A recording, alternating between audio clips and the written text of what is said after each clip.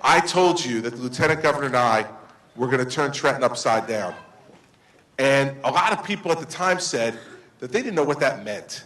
Well, I think for those of you who watched now for the last 13 months, you got a good idea of what turning Trenton upside down looks like. I'll give you just one example.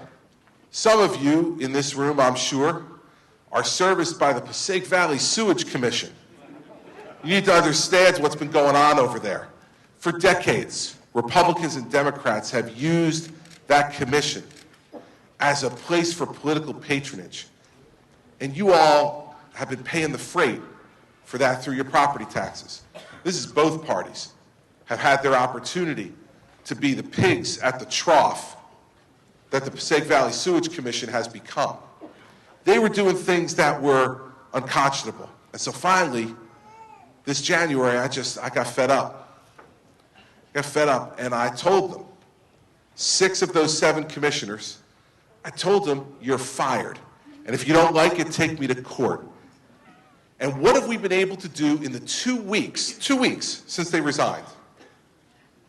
We have fired 94 people from the PVSC. Now, without being indelicate, let me ask you, I'm sure that some of you flushed your toilet this morning. Did it all go okay? So I guess those 94 people weren't key to making sure you could flush your toilet, but you know what was key about those 94 people? You know how much they made collectively? Over $10 million we've saved by firing those people. There's lots of other examples I'd give you, turning Trenton upside down. But everybody told me that's the way business is done in Trenton, and Governor, you just need to go along to get along. Well, I have to tell you something. I'm under no illusion. I know that you elected me because you're fed up.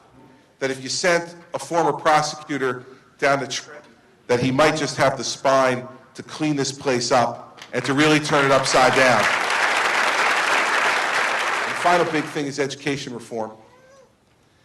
You know, you listen to the status quo in this state, and they'll tell you that everything's fine with education. Everything's fine. I wonder if the people in this room feel that way.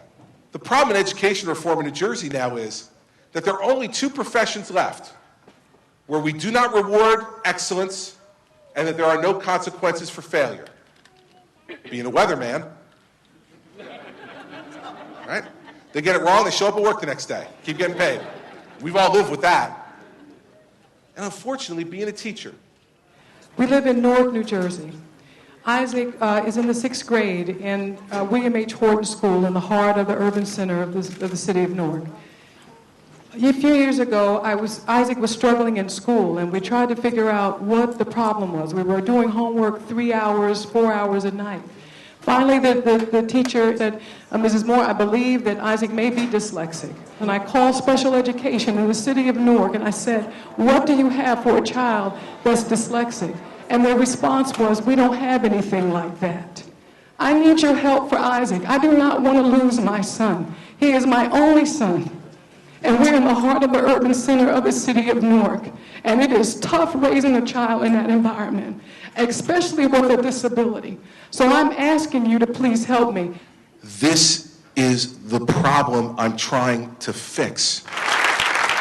The state sends in excess of $800 million of income tax money every year to the Newark school system. And it is outrageous to me. It makes my blood boil that someone from the Newark school system would tell a mother that we can't do anything for that.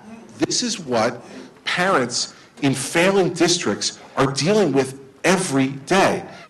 But I believe that there are many more mothers and fathers like you, Yvonne, in Newark, who are saying to themselves, give my kid a chance, and he can be everything that he wants to be.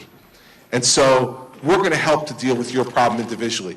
But I want everybody to understand that I can't fix these things one at a time. You can't effectively build unless you're ready to root out what the problems are. And unfortunately, he's got that charge. It's not easy. He's not been popular about it, but somebody's got to do it. Our state has been out of control.